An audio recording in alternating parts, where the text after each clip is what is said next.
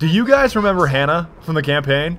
You know that chick that said wreck her every 12 seconds, walk like she was a hunchback cripple and had some kind of massive door phobia? Well, I happen to know the actress who is a real-life replica of Hannah named Jessica Vann, and before you ask, I have no idea why she spells her name with a K. It's beyond me. I guess she tried to explain it to me once. I really wasn't listening, but I guess her mom is super edgy or something, and that's why it's K-A instead of C-A. I don't know. Now, I think for most of you, you know her because she's been on the stream a few times, in which spaghetti may or may not have been involved. Appropriate for the stream. Like, I can't just put on some Tony Braxton and start, like, flailing around my room. That's not gonna work. You do, don't you? I bet you listen to the girliest music. I just have this feeling. Like, sometimes I drop in on your streams, and I, like, listen to the song that's playing, and I'm like, is this for real? Did you really hit someone with your bike? Hit somebody? Yeah, somebody says you hit someone with your bike. Hitting somebody and somebody getting hit, different things. But the whole reason that I'm telling you all of this is because she's starring in a new film called April Flowers that is being crowdfunded, which presents a tremendous opportunity to us. Okay, so here's the plan.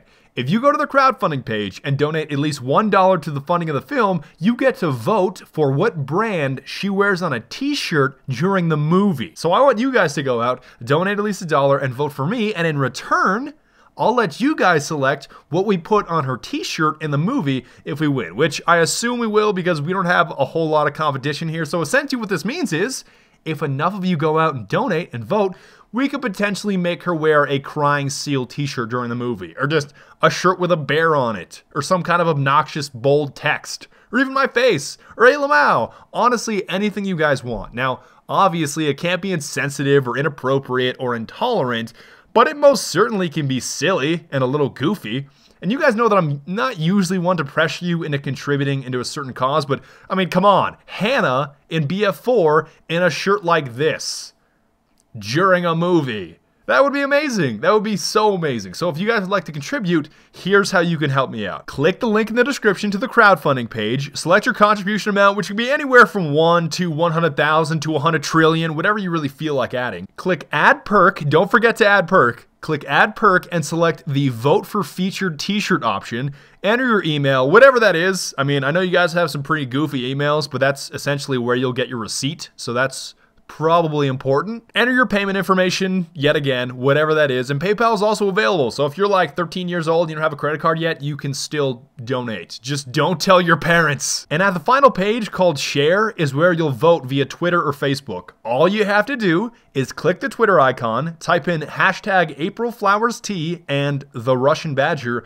and that will officially cast your vote. You can also tag myself at TheRussianBadger or TheRussianBadger. You can also hit up JVan at Jessica Vann with the K. Don't forget the super edgy K if you would like to. And that's all you gotta do. Now, on a completely different, unrelated note, I recently joined a BF4 server that completely blew my mind. And you guys know that I'm a melting pot of friendship, so I'm not being intolerant, but this actually happened to be the first server that I've ever joined in Mexico. I didn't even know those existed. So, first of all, the server is literally called Tortilla Squad. You can't make this up. It's called Tortilla Squad. Second of all, as soon as you enter the server, everyone says hello in a very friendly manner. Like, look at this. Hey, vato, hola, hola, hola, pollo. They all say hello to you. How amazing is that? And on top of that, for some reason, there's some kind of reoccurring admin message that says soy Batman, which I assume means I'm Batman. But as I ease into the server more and more, things got even more interesting. So starting with everybody talking about tacos, and then somebody transitioned to talking about badgers, and then they all started talking about badger tacos. Like, just look at this. No hay mucha diferencia entre taco badger y badger taco. Se ve que calza usted grande, señor badger. I've been in Spanish classes for 5 years, and I still can't understand this shit. I mean, you could also tell there was some mockery going on. Like, some dude would just say, Los zapatos de la muerte coming at your ass. Another one that happened frequently was De nada, nerd, which I assume means you're welcome, nerd, in Spanish. I don't speak Spanish, but this is what I'm assuming. Now, admittedly, I did find it pretty hilarious that the guy in first place was named Cuban Swag 95 with a clan tag of swag.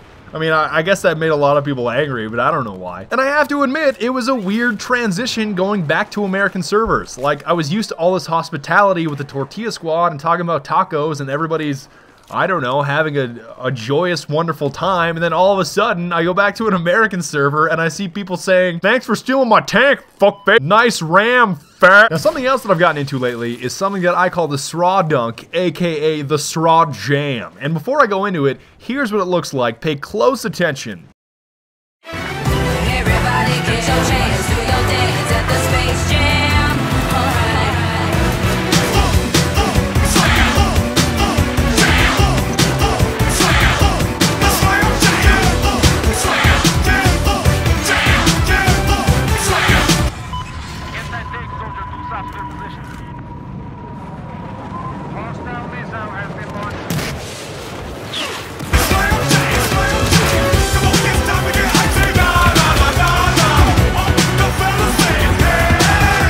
So in case you missed it, the general idea is to force yourself into a free fall, rip your chute, and blast your straw or other rocket launcher at the same time. And if you do it correctly, it will look as if you just threw the rocket launcher at the guy like a basketball without even seeing the rocket launcher itself. It's actually pretty odd the first time you do it. Now, I've been having some fun with the guiding mechanism as well with the straw, just because I know that, sadly, I mean, I feel like I should be playing some kind of violin music when I say this, but apparently the straw is going to be nerfed with the next patch that's going to be migrated over from CTE. You can't really guide it in the same way, you can't really whip it around. I guess it might work a little bit more like the AT4, but it's not going to be the straw that we have right now, so I'm trying to use it as much as I can just to see what it's like before it changes. And of course, many of you from the stream asked me to cover the coveted Famas double irons class. You guys seem to somehow have deemed the Famas dub. But basically the idea is that you use both regular iron sights and canted iron sights on the same weapon, in most cases the Famas. And in case you haven't seen it, the iron sights are actually pretty clear. Yep.